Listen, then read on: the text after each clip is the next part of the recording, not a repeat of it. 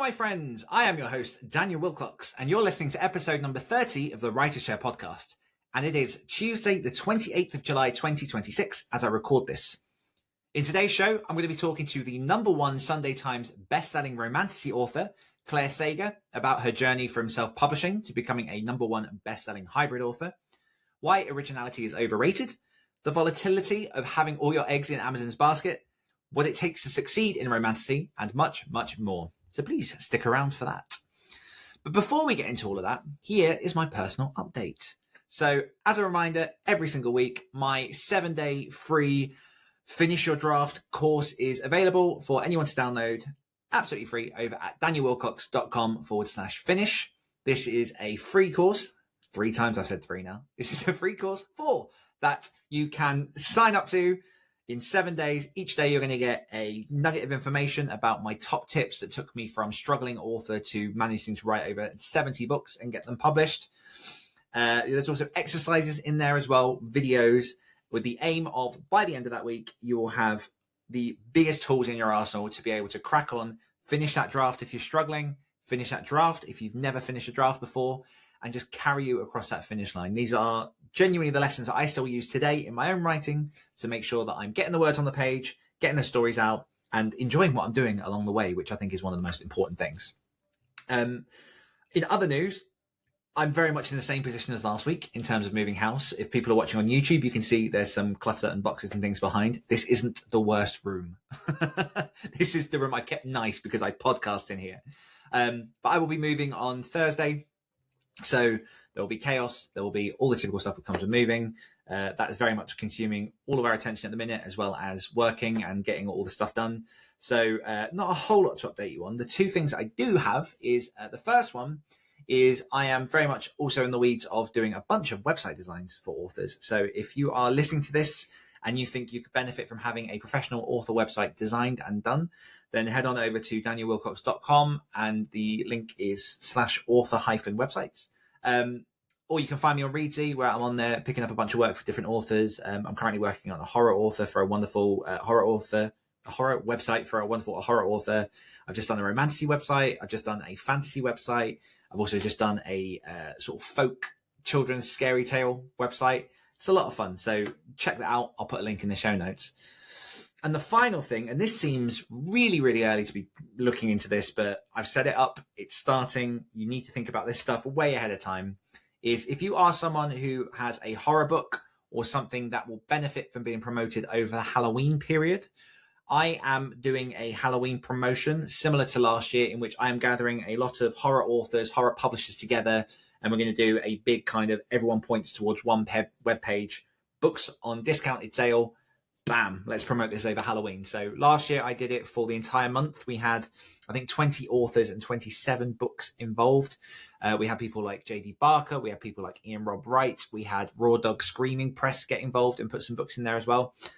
So if you have a horror book or a dark fiction book that you think would suit this promotion, then you can head over to devilsrockbooks.com/partners. And again, I'll put that in the show notes.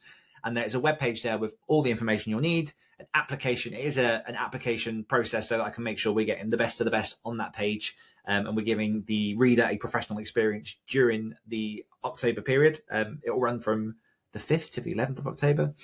As of last year, same as last year, my team ended up creating a bunch of images, and by my team, I kind of mean Rob, created a load of social media images for all the authors so that it's easy to promote and it looks the same. It's all beautiful for everyone to promote. So we make it as easy as possible. So if you have a book that fits that bill, devilsrockbooks.com/partners. And again, I'll pop the links in the show notes there. Now, Clare Sager. She is someone who I have known for a few years. We've been to a couple of events together. I've watched her journey from writing that first book to finding success in self-publishing to absolutely skyrocketing out the park. And as you'll hear in this episode, the reason I reached out to Clare was because we hadn't spoken in a couple of years. And I ended up seeing her book in Waterstones in Manchester. And I was like, that is freaking awesome. So I brought Clare on to talk about her journey into finding herself self-published, into being a hybrid author with a very, very big publisher, what that looks like. She goes into handling a lot of things behind the scenes, what it starts to look like when you find that success, some of the tools and tips that help to get to that position. And even if you're not a romantasy author, there's a lot in here that you can benefit from if you're thinking about self-publishing, if you're thinking about agents and publishers and hybrid and the whole gamut of how you can get your book out into the hands of readers. So without any further ado, if you're ready, I am ready. Let's pull up a chair, grab a notepad, and let's get into it. Clare Sager is the Sunday Times best-selling author of darkly addictive romantasy full of slow burn steam, gut-wrenching conflict, and morally grey everybody. Dubbed the queen of edging by readers, she takes no responsibility for lost sleep or therapy bills. When she's not breaking hearts with books, Clare can usually be found drinking coffee, lifting weights, or impulse buying stationery. She lives in Nottingham, Robin Hood country, so it's no surprise she writes about characters who don't always play by the rules. Clare, welcome to the show. Hi, Dan. I say this with every guest, but I think it's genuinely just because I'm excited to speak to pretty much every guest I have on. But I'm excited to speak to you. And as we were saying before we were recording, catch up because we go back a little ways in that I'm 99% sure you were at the 20 Books Edinburgh. Am I right? Yeah. With us? Yeah. So I think I briefly... Was that 2019? Oh, God, was it 2019? I don't know. Time is a lie. Yeah, but... I think, because I got married in 2018, so that's quite a handy. And I was like, yeah, it was definitely after that. You've got a bookmark? London was 2018, and so it's the year after that. Holy cow. Yeah. Almost a decade ago, but we won't say things like that. But we we whispered past each other then, and then we obviously met up a few years ago with a group of us indies and had a little hangout, and it was all very nice. And so I've got some kind of follow-up questions from the 3 or 4 years ago when we last properly spoke. But my first question I'm going to pull from your intro because it's one that really, really caught my eye, which is you buy stationery impulse buys. What is your go-to impulse buy stationery? Because I know what mine is, and I'm curious what yours is whenever you're walking into a stationery shop. Well, I've kind of got different levels. It's pretty bad. I'm just looking at my desk that's got loads of stationery over it. So I'm actually a bit addicted to fountain pens. Like I have quite a few fountain pens, and I buy the inks for them because I get the fountain pens that like refill and that sort of thing. So there's that side, but then there's also just like kawaii Japanese stationery. And probably my worst buy for that are like cute post-it notes, have like a nice design on them, or like I've got one here that's I'll just find what's on the top couple, but it's got like sort of a cloud design. It's very pretty. Nice. But it's very rare that I'll even use them because I'm like, they're too pretty to use. I just use the plain ones. So I'd say that's probably my worst stationery impulse buy. So you're a hoarder? No. You do use collecting. As well? Okay. Sorry. Two sides of the same coin. Thing is, I'm moving house next week, and so I've been going through all of my old stuff and obviously doing the clear out with the optimism that we start with. And I think I came across maybe about 18 notebooks that all had about 5 pages written in them. So I feel proud of myself, and also it did hurt a lot to have cleared that out of my old wardrobe. I know. I've kept a few. Unicorn. I know. I've kept a few, but I'm this is really tangential to this, but I'm kind of going on a minimalism kick at the minute. So really trying to shrink down a lot of what's going on. But yeah, notepads works. Fountain pens is very, very unique. I've not used a fountain pen since I was at school, I think. Do you write in fountain when you do your cursive? So I will like journal and just write sort of kind of often as like a brain dump kind of thing. And so I'll do that usually with a fountain pen. Gotcha. So I do use it quite a lot. And sometimes in my planner, I'll use fountain pens for that as well. So nice. The fountain pens I absolutely use. Yeah. We kind of have I'm defending myself there. No, collector, not hoarder. I hear you. For people that may be unfamiliar with yourself and your journey listening to this podcast, can you give us a little bit of overview on how you got into writing and how you got to where you are today? Oh man, so I'm one of those people who, like so many of us, was a huge reader as a kid, blah, blah, blah.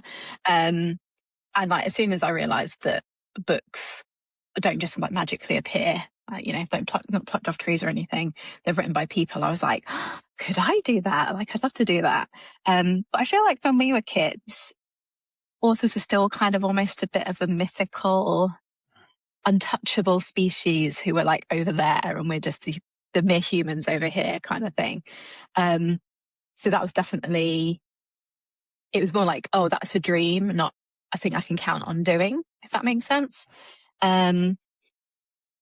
Yeah, and I kind of always say that I didn't always have a clear view of what I wanted to do when I grew up. You know, like some people, it's like, oh, they always wanted to be a vet or whatever. Like, and that's what they always say as a kid. I like change mine every 10 minutes. But books were always there. And like I said, I think it's because you couldn't say, oh, I'm going to get a job as an author. Not, that's not how it works. And certainly wasn't when we were younger. So yeah, that's kind of sort of where I started. So then when I went to uni, I actually wanted to be an illustrator. So I thought, oh, I can work in the visual side of books. So that was what I first went to uni for. And then like a year into the course, I actually ended up switching to a creative writing and English course. So that was what I did at uni. Worked for a bit, then worked alongside doing a master's in creative writing. And this was all like in my 20s. And I started what became my first book and my master's. But I didn't finish that until 9 years later. Wow. Yep. Yeah. So when people are like, oh, it took me like 2 years to write my first book, I'm like, amateurs, try 9 years. In my defense, that wasn't solidly working. That was like, I got qualified as a teacher in that time and did other stuff. And, there were long periods of time when I didn't work on it. But yeah, so that was 2015 that I finished the book. 2016. Around that time I finished the book. I was like in my 30s by this point. And it was, for me, there were a lot of like mental blocks between me and like actually finishing a book. But yeah, once I sort of got past that, and it took a health scare to make that happen and stuff. And then I published that book in 2018. And nowadays, I'm an indie and trad like hybrid author, mostly indie, but my first trad book in the English language came out earlier this year. Congratulations. Say it on air officially. You. Well, yeah, that was the reason that I reached out to you, because when, so as I say, we hung out, I think 2023, 2020, some point in the last whenever. And I was going through a Waterstones up in Manchester, just walking through the different sections. My partner's a huge romantasy reader, so we spend a lot of time in that aisle. Well, she will, and then I'll go off to the horror. To be fair, I've read a few of my own romances over the last few years. I actually quite enjoy the genre, but I'm already stuck into the darker side. Yeah. And saw your King of Ravens on the table with your name on there, and was instantly like, this is freaking awesome. Because I remember when we hung out, I'm pretty sure you were at a point in which your indie books were sort of taking off enough that you, at that, I think it was at that cafe that we were at, you were like, I've just decided I'm now full-time writing and working on this, and this is my sole focus now. And obviously then to jump forward several years and see you in Waterstones with this trad published book, there's quite a journey there. So I mean, more so for myself than than the listeners. You're like, so the listeners, I want to know. Yeah, it's just me and you just having a catch up. Like, what happened? How did all that transpire? Because it's incredible stuff. Yes, I'm trying to like work out when it was that we had the meetup, because I kind of like went from 2018 to like 2026. It was quite a jump there. But so in that time, so 2021, do you know, it might have been 2021. Oh, Jesus. I'm not sure. Anyway, I know. I'm feeling very old right now. 2021, I had a standalone book that was part of a multi-author series that did really well. And that year, basically, every month I was surpassing my day job income. And I was like able to save all of that. So I had like 6 months or maybe a bit more income saved. So basically at the beginning of 2022, I left the day job. So yeah, I think that was when we met up like in that interim. Yeah. But then 2022 was, I suppose you'd call it the Great Correction, like where after lockdowns, everyone's book sales had been like, woo, lockdown, everyone's at home reading, yes. And then 2022 was like, book sales, what are they? Oh, no. So my income like tanked. It wasn't like that dramatic, but it was like significantly lower. And I was, even though I was picking up like editing work and other things like that and formatting for people, I was like burning through those savings and like our savings, like in order to just sort of have to sort of prop up that income. So yeah, 2022, by the end of that year, I was basically like, I've got to go and get a day job again. Mhm. Yay! Which was like pretty horrific for me because I've never really got on with the whole day job thing. Yeah. Let me just pause you, just because I think this is going to be quite important for people listening. So I've had a similar experience, except mine was 2023. I had a health scare, ended up in hospital, and basically was kind of signed off work for about 2 or 3 months, which tanked everything. And I think this might be the first time I've publicly said this. But I then kind of picked up extra work, was still kind of coaching, but it just wasn't enough, and had to go back into a full-time day job in 2024. So just lingering just for a second. You're like, oh my God. That feeling of, because you haven't failed, but there's a real feeling of, oh shit, like I've lifted myself up and like finally reached the thing that you wanted to reach. And then suddenly it's like, oh no, here's, yeah. And then it's just gone. So like, how was that for you? Yeah, for me, it was really devastating. Yeah. So, yeah, like I said, I've never got on well with day jobs anyway. Just too much of a rebel.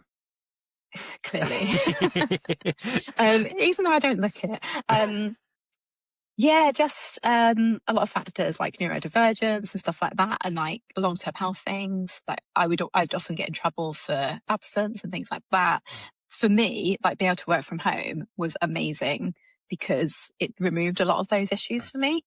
So yeah, and then the idea of like, so I finally, worked my way out of the day job. This is what I've always wanted. Even before I was publishing, I was always looking for ways I could like monetize stuff that I did. Like I've always been very crafty, a lot of sewing, like I made my own wedding dress, I can make corsets and things like that. And I was always trying to work out how can I make this my income. So it's always, even though maybe the method has changed, I've always been trying to work my way out of a day job, I suppose you could say. So yeah, like I would never have said to you, oh, you're a failure. I would never say that to a friend, but to myself, you feel like you are, absolutely. Like, so like when me and my husband were sat there talking about it, and I'm not one of those people who's like, oh, my husband makes all the money, so I can just do whatever. We both have to have income coming into the house kind of thing. That's just how it is. Yeah. So yeah, it definitely was. Honestly, it was like pretty devastating to be like, I have done all of this and now I've got to go back to a day job. So yeah, I was literally applying for day jobs at the beginning of 2023. And I had a new book that was about to come out. That was the first book in a new series.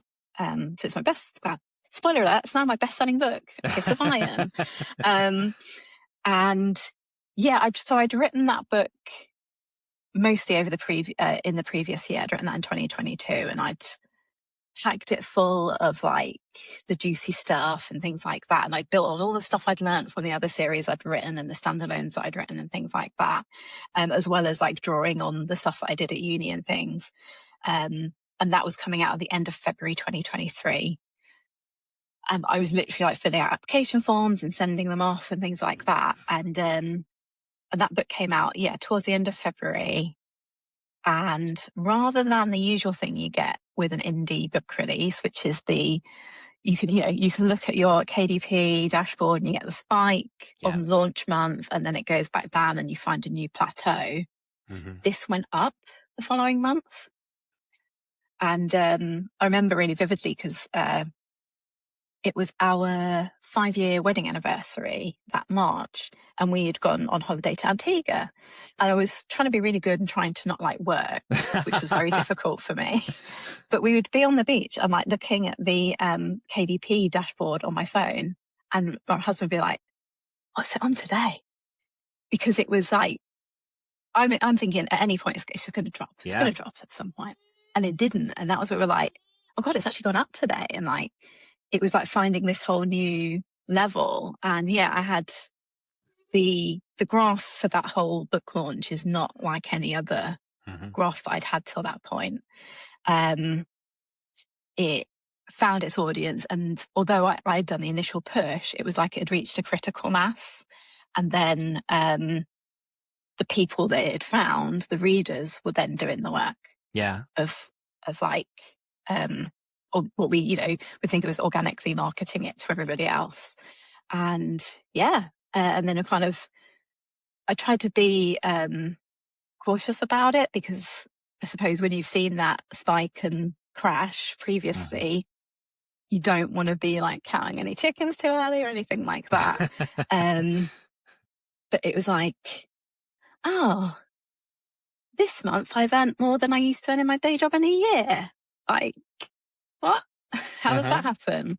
Oh yeah, me and my husband kind of had the conversation, like, I sort of held off applying for more jobs in March, and then April kind of rolled around, and it was like, yep, I think it went up again, or it stayed the same as March or something like that. I can't remember exactly, but it was definitely like not showing any signs of crashing or anything like that. And we kind of were like, yeah, I guess I don't need to keep on applying for jobs then. Yeah. Or we'll keep an eye on it, kind of thing. So you have to, though. That's the terrifying. I think that's probably one of the hardest parts, especially when you are making it your career and there's so much hanging on it. It is such a volatile machine that you're trying to rely on. And obviously we can do 1,000 different things to optimize what we're doing so that hopefully something's successful. But hitting those moments of critical mass, you can't manufacture that. It happens or it doesn't. Obviously, that was awesome. It's like you can put the things in place to try and make that happen, but that is where the forces that are outside of your control can come in and push that boulder down the hill or not. And it's totally outside of your control. Yeah. You can set up everything to be as favorable as possible if that gust of wind comes, or whatever sort of metaphor you want to use. Yeah. But you can't. And that's why I think it's also extra hard, because you can take a certain amount of responsibility for whatever happens, good or bad, but you can't take full responsibility because you don't have control over every piece on the board. Yeah. I mean, you clearly wrote a strong story that people enjoyed, which is obviously the heart of what gets that machine going. But it's one of the difficult things about, I think, mostly just working with places like Amazon and stuff, is you don't have that feedback to know what it was that it's not replicable, because you can't go, oh, this territory will target them, or this demographic or whatever. You're just trusting the machine. And, obviously it benefited you in that time. And that was that was Kiss of Iron, which is the first of the Shadows of Tenebrous Court series. Right. So assuming you went on and wrote the sequel in less than 9 years. Yes. Yeah.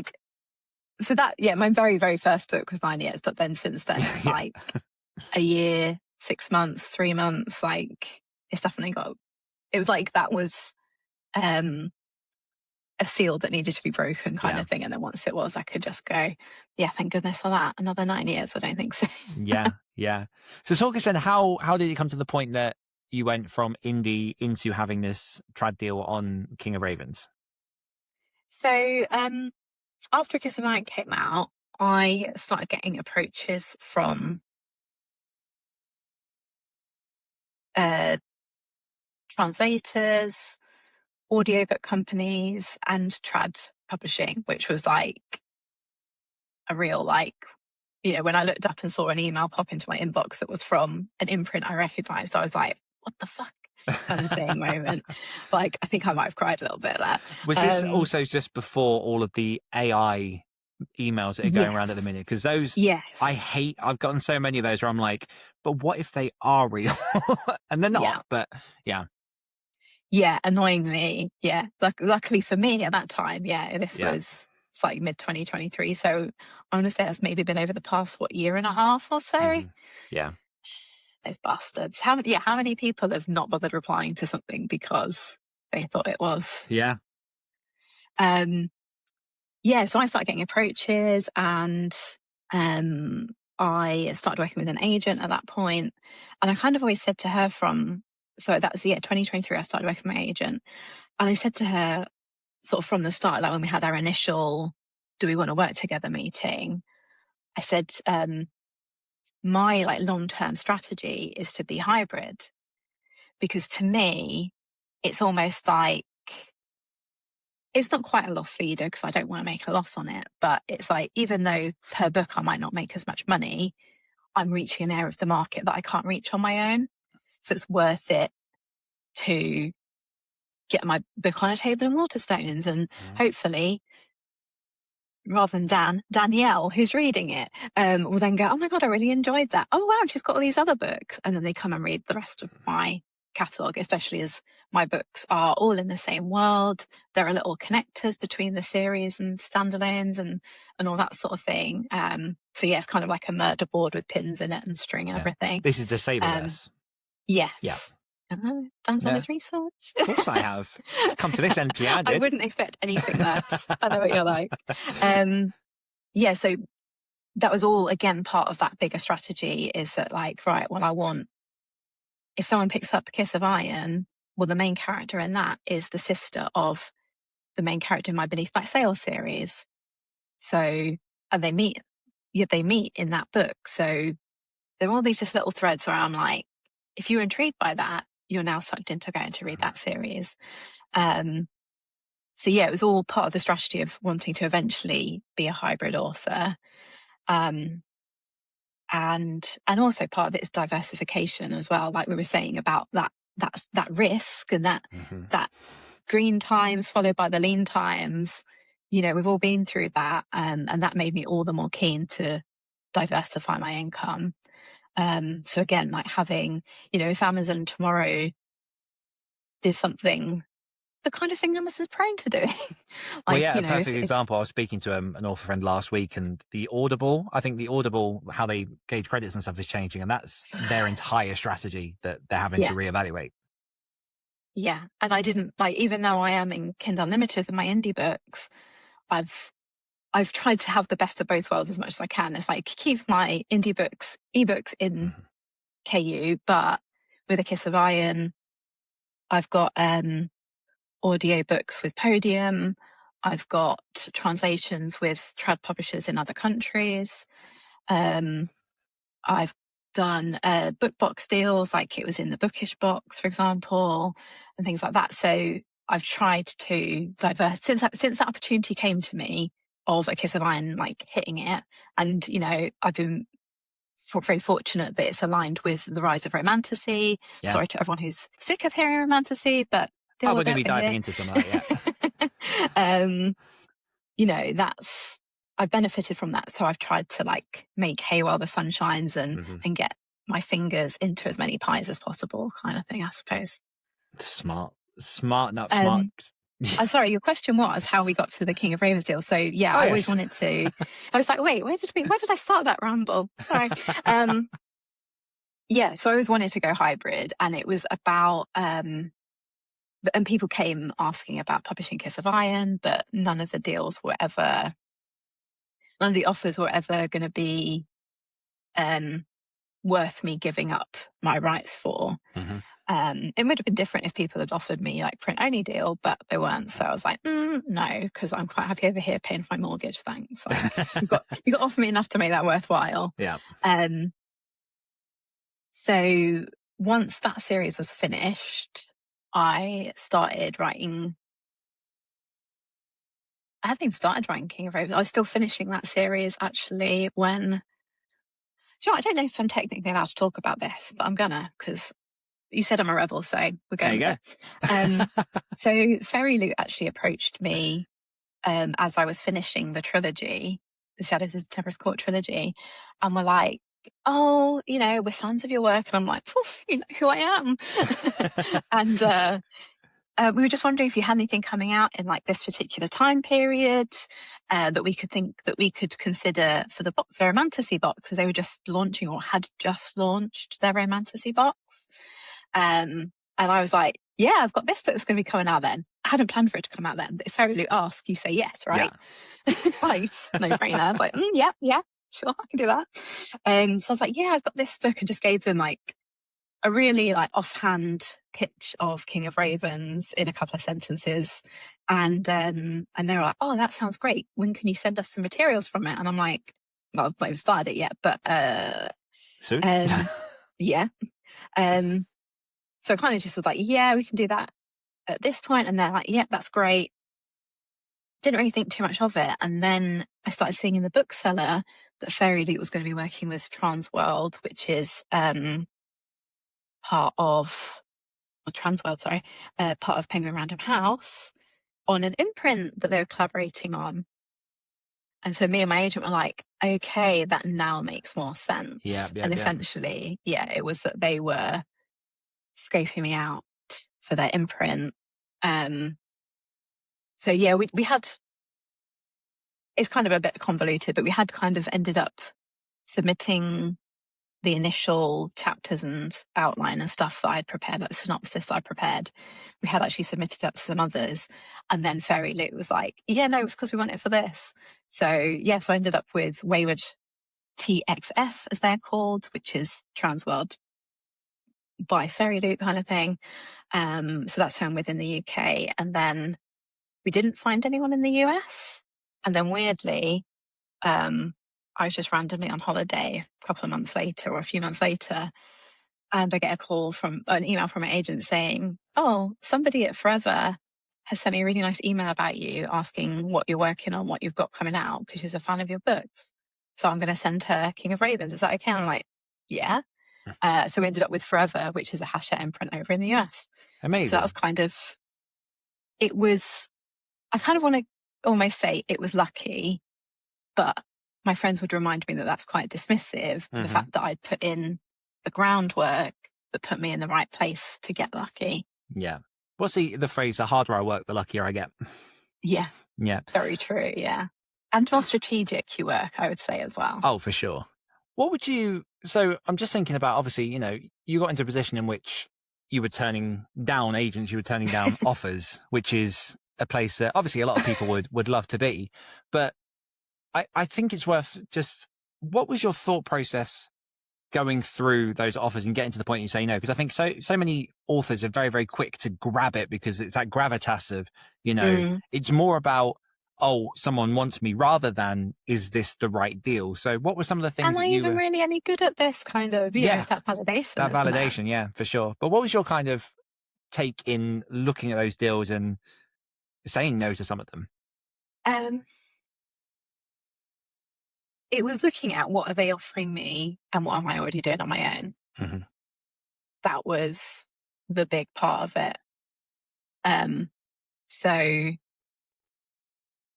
one of the reasons I chose to work with the agent I'm working with, I wanted to work with her because I knew, so she's, so it's BB at the, and I always say this wrong because it's a bit of a tongue twister for me, the Ethan Ellenberg agency over in New York, and that's the agency who works with the Alliance of Independent Authors. Yes. And a very good friend of mine, Carissa Broadbent, was already with them. And so I knew from behind the scenes with her that they really, and the fact they work with Ally, that they really get what it is to be indie. And I knew that they'd advised her on turning down deals because she's better off staying indie with that book. So I knew that, and even though that hurt them, because they're not going to get any commission from her not going trad with a book. So I had a lot of respect for them because of that. And that was why I really wanted to work with them. So that was why I went to them. I was like, please take me on. So it was kind of partially from working with her and being like, yeah, this kind of doesn't really, they're not really offering enough to make, like, versus what you're getting indie. So yeah, it was kind of just, I let myself have that, like, oh my God. Yeah.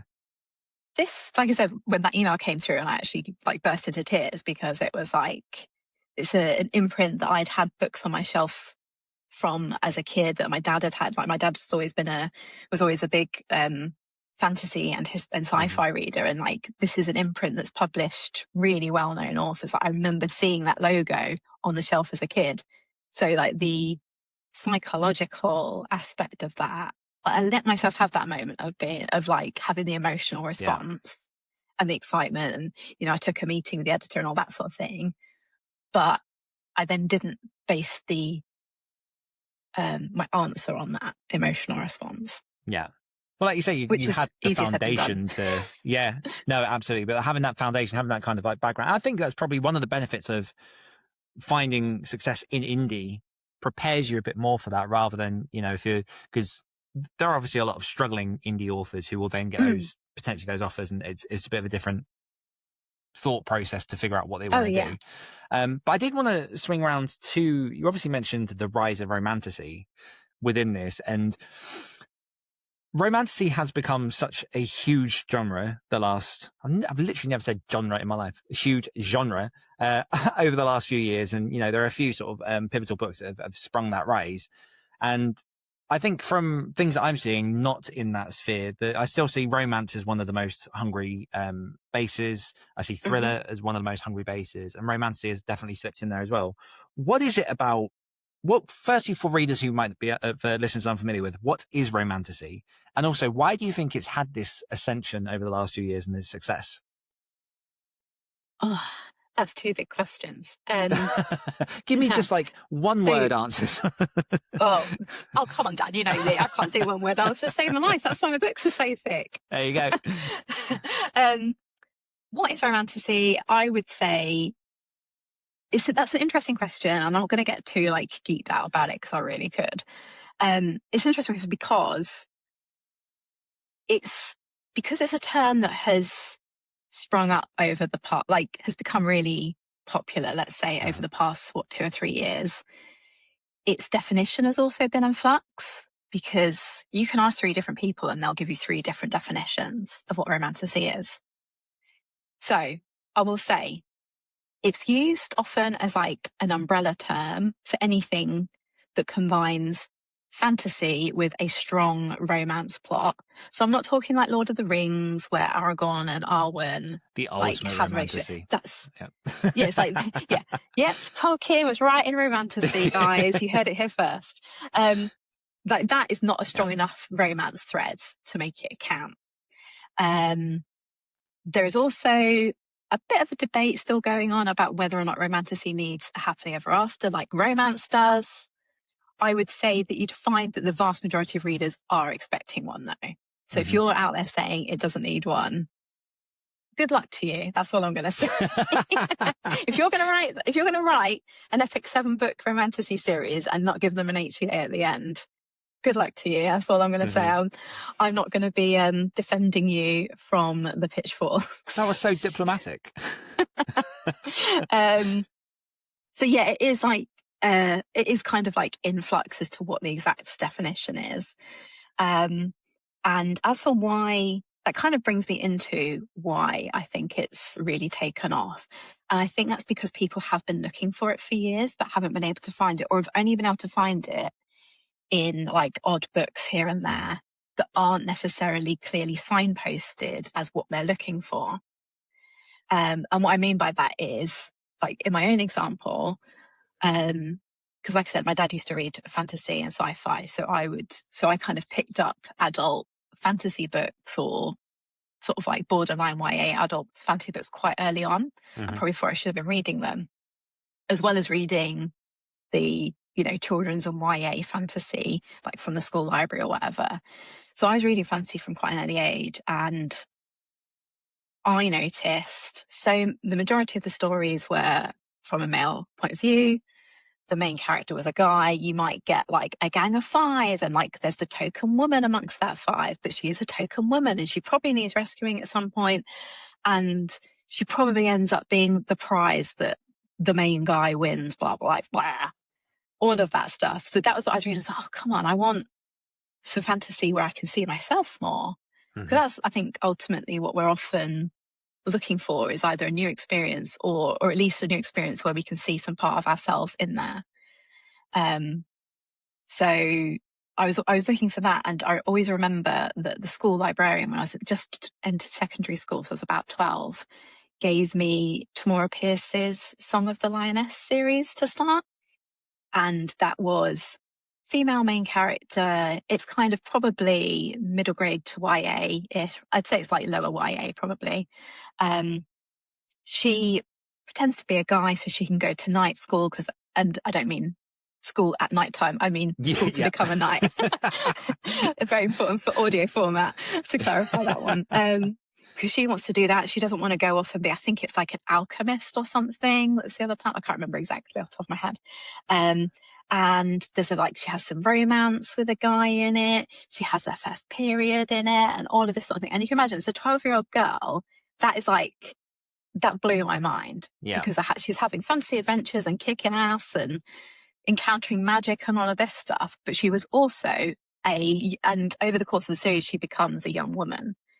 So that was 100% what I'd been looking for. And the romances she encounters affect the story and her just as much as like the battles and enemies and political shenanigans and all of that sort of thing. And that, after I found that, that was what I was always looking for. But it was very hard to find. So, you know, you would find maybe a fantasy romance where it's a romance story in a fantasy world, but it was like, it's one book, the story is more about the couple getting together, falling apart, getting back together and getting there happily ever after against a fantasy backdrop. Like maybe he's an elf and she's a human or whatever. So you could find those, but they often didn't have that same big fantasy stakes and adventure that you get from something like that Tamora Pierce series, or what we're now tending to call romantasy. Where, like I said, my trilogy, Shelley's Tenebra's Court, is a trilogy that follows one couple all the way through, but you've got like people plotting assassinations and you've got battles and like stakes of a kingdom that's going to fall apart if things aren't fixed, and terrible people will win and control everything if we don't succeed. And our romance and relationship between the two of us is as much a part of us fixing this and part of the story as the fighting, the magic, etc. Interesting. You've got my brains whirring because, as I said, I've read a few romantasies. I've read kind of from the more popular side of like Fourth Wing down to quite a dark one, Haunting Adeline by V. something Carlton. Yes, which is obviously a lot darker. One of the things I noticed about Fourth Wing particularly was the voices came across like much more younger and contemporary versus say, you know, Lord of the Rings or Game of Thrones or like you kind of bigger, wider fantasies.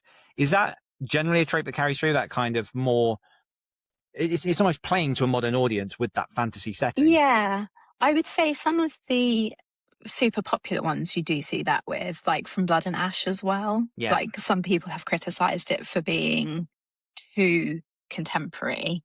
Yeah.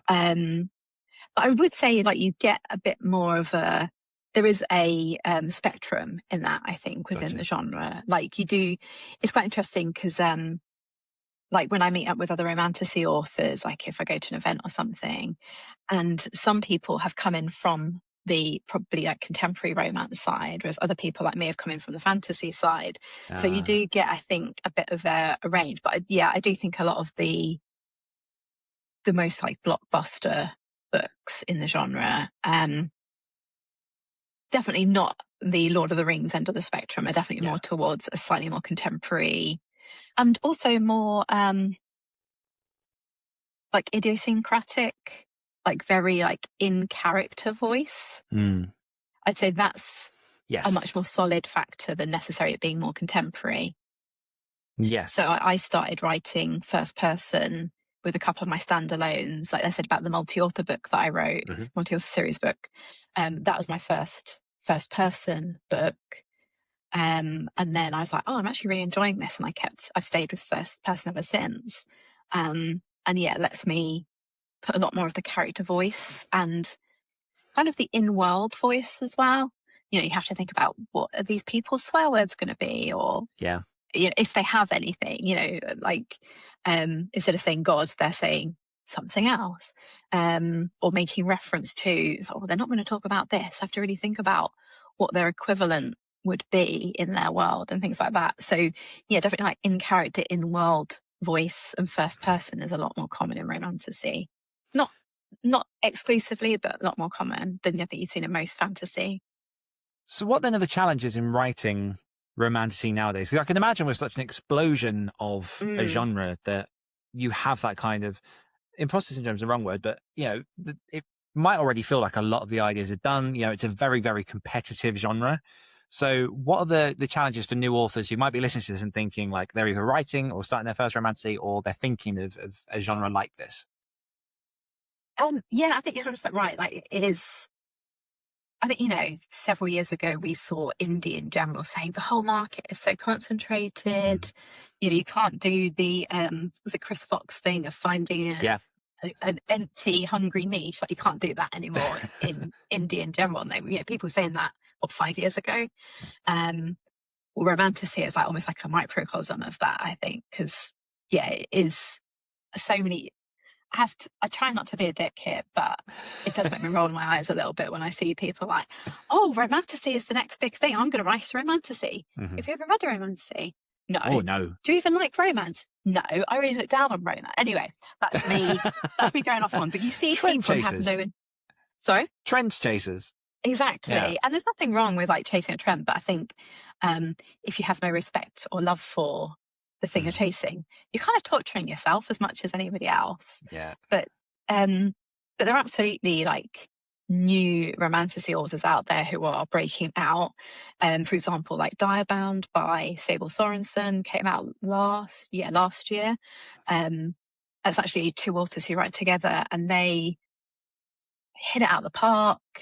They did really well as indie and got picked up by Wayward TXF in the UK. I can't remember who their US publisher is, but that was them going from like indie to trad super quickly because they did really well straight out the gate. So it is still doable for sure. I think there's all like I was thinking about this the other day because I'm kind of a bit of a turning point with my career, thinking about where I'm going to go next and things like that. And I was actually thinking about the idea of originality. Like when I first started writing, I put originality sort of above what I enjoyed.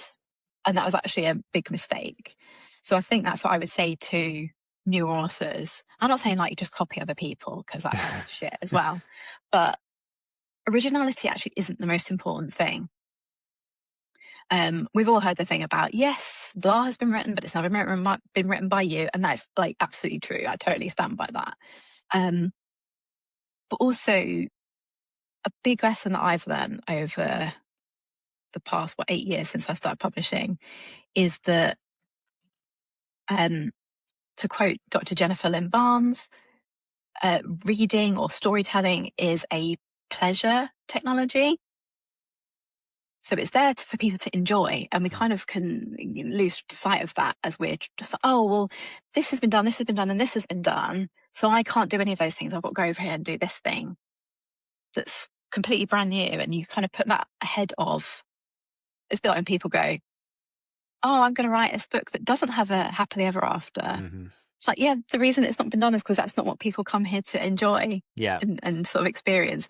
So thinking about reading as something that people actually enjoy and find pleasurable, that's really helped me. And I've like learned to lean into it's like, oh, if this is making me excited and I know that this is the sort of thing that people in my genre enjoy, well, I'm going to turn out to 11 and like really lean into that. And that for me was, with every series, I've kind of learned how to like lean into that even more. And I think that was a big part of what made A Kiss of Iron kick off for me, was that was probably the book I lent, like I'd done it more with my previous series, but this like than I had before, my Black Sail series. And then Kiss of Iron, I was like, well, that worked quite, that was an improvement on last time. So let's do it even more. And I think that was a big part of why that book sort of hit compared to other books I'd written. So many nuggets to think about. You're right though. Like there's something in the familiarity of knowing, and this is why we stick to genres and tropes and whatnot, is because we know that we're going to pick up a book, we're going to have an experience, but we're going to be safely held by the author within a framework that we are familiar with. And it's when people take those sort of jerk turnings in one direction that we feel that discomfort. I remember writing, ghostwriting a book for a client, and obviously I can't say who or what, but they were writing, it was lit RPG, and they basically, one of the fundamental things of lit RPG is that the character has to be enveloped and completely lost into the game world, it was at the time, this was quite a few years back. And so they don't want mechanisms where they can come back into the real world. The whole thing is the stakes and everything are in the game world. And this particular book didn't. It kind of balanced and walked between those two worlds, and it didn't do well commercially. I obviously got paid because that was my job and it was what I was asked to do. You did what you had to do. Did what I had to do, but I saw it sort of firsthand, that real kind of like immediately the community were like, but this is wrong. And it's like, well, it's not wrong because it's somebody's idea, it's somebody's story, but it is wrong because it's not what the reader expected. Yeah. And I mean, you know, if you think about, like, you know, if me and my husband are going to watch a film on a Saturday night at home, we bring up Netflix or Prime or whatever, and he'll be like, oh, well, I've shortlisted these. What are you in the mood for? Yeah. Do I want to watch a, you know, Scream 6 or whatever? You know, am I in the mood for like a teen slasher film that kind of is a little bit meta and can kind of make me laugh because it's referencing those sorts of things? Or do I want, I don't know, what's that at the moment, like The Odyssey?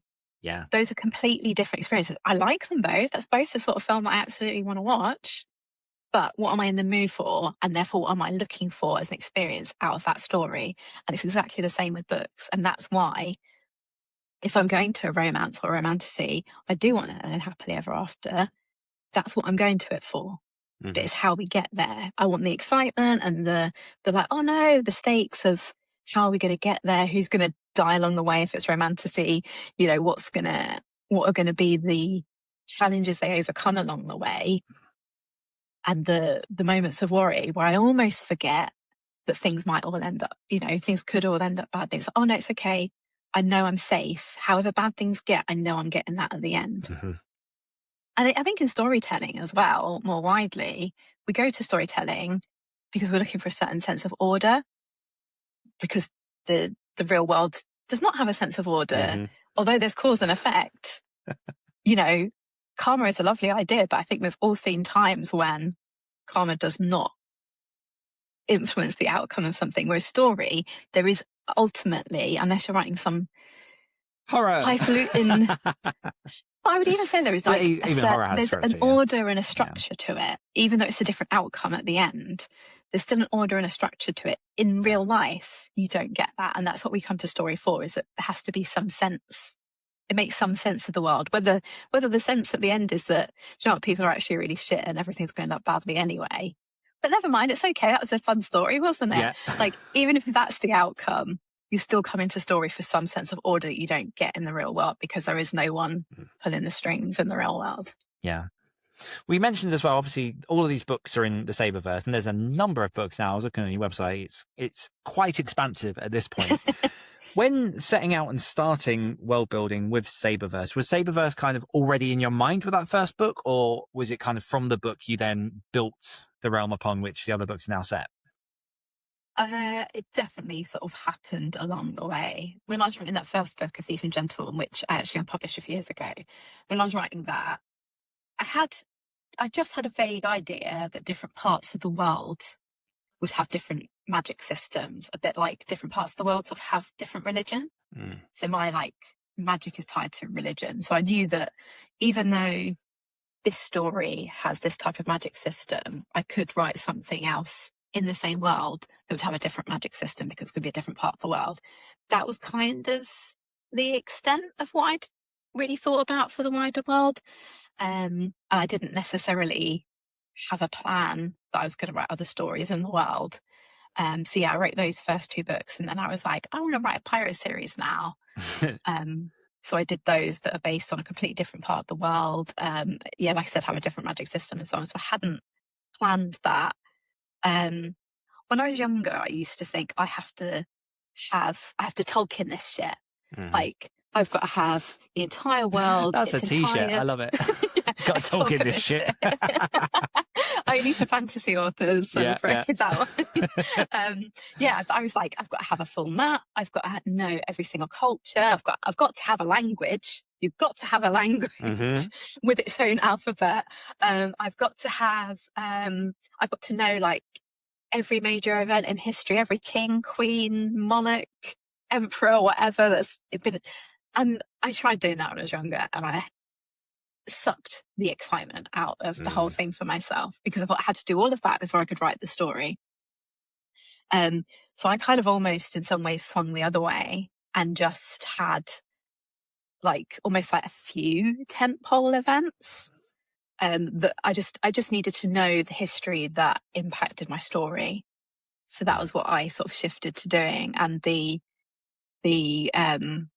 the bits of the world that impacted my story. And then as I've expanded the Saberverse, I've expanded my like lore. And now I tend sort of after those first couple of books, as I was like, oh, I can write more books in this same world, I have deliberately like just dropped little seeds and nuggets of information about. So it might be about a place that we've not been to in this book, but I've dropped the idea that they maybe have something weird going on with their magic system, or they've got a religion that's based on something else and things like that. I've just dropped those as nuggets for readers to be like, oh, that's interesting. And for me to be like, well, if I want to go right there, I can go and discover what I mean by that. Yeah. I love that, just leaving that little loose thread. We are unfortunately getting very, very close to time. I do have a quick fire round for you, but before we go into a quick fire round, why should people pick up a Clare Sager book? Have a minute or two and just let all the listeners know what it is that's so amazing about your books, apart from the fact they're written by an amazing author. This is where I've got to be very un-British and try and be like... Yeah. It really, I've only started doing this the last few guests. It really puts people on the spot. Yeah, it's very evil, Dan. I don't know if I'm going to forgive you for this one. I didn't come on the podcast to sell myself. So, you read my books for intense emotional wreckage. My readers, like I said, call me the Queen of Edging. So if you like your book spicy but a little bit like emotional torture, the holding off of full consummation. That sounds a bit too sterile, but you know what I mean. Along the way, characters who grow from emotionally constipated to much better versions of themselves and sort of grow throughout the story. Like, even when I'm writing steamy scenes, I think about how is this affecting the relationship, the characters, the emotions. It's not just about the biology. And some swashbuckling adventure and political intrigue and court backstabbing. So those are all my kind of cup of tea. Sold. Okay, so now we're going to go into the quick fire round. I've got 10 questions I'm going to throw at you as quickly as possible. Try to reply as quickly as possible, but as I tell every guest, sometimes it doesn't go that way, and that's absolutely fine. So are you ready for your 10 questions? No. No. If you could take a 2-week vacation into any fantasy realm, which would it be? Do you know what? First one that came to mind was Philip Pullman's His Dark Materials. Nice. World. Yeah. Hope I can meet my demon. What colour would your dragon be? Teal. Would you rather fight 1,000 pixies or 1 cyclops? 1 cyclops. Lemons or limes? I'm going left field and going for yuzu, which is like a Japanese citrus fruit that kind of has a little bit of a vibe of both, but it's like my absolute favourite thing. I love that as an answer. What side of the bed do you sleep? If you're lying on the bed, it's the left. If you're looking at the bed, it's the right. Yeah.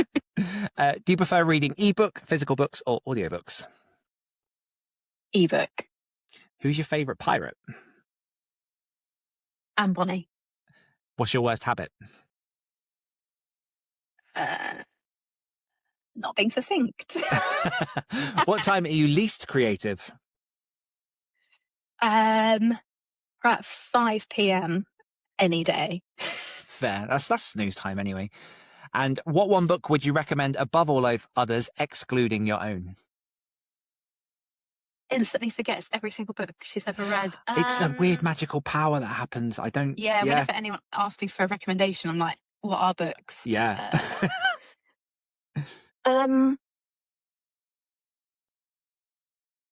I would say probably go back to Philip Pullman's His Dark Materials, because that series, especially towards the end, like totally emotionally wrecked me. Beautiful. And one bonus question is, where can my listeners find out all about yourself and everything you've got going on? So my website is at claresager.com. I am awkward. My name is Claire without an I. But I'm sure if you Google it, you'll find me, however you choose to spell those two names. And I'm on Instagram as Clare Sager, and that's where I'm most active on socials. Perfect. And that is a wrap. So thank you so much, Claire, for joining me on the podcast this week. Thank you so much for having me. I've had a great time catching up with you now. No worries. And thank you to everyone listening. Thank you for being here. If today's conversation sparks something inside of you, go and do something with it. That's the whole point. And if you want to go deeper, whether that's with your writing, your process, or actually finishing your book, head over to danielwilcox.com/writers. There's a growing list of resources for you over there. And until next time, my friends, write bravely and dream big. Thanks again, Claire. Thanks. Bye.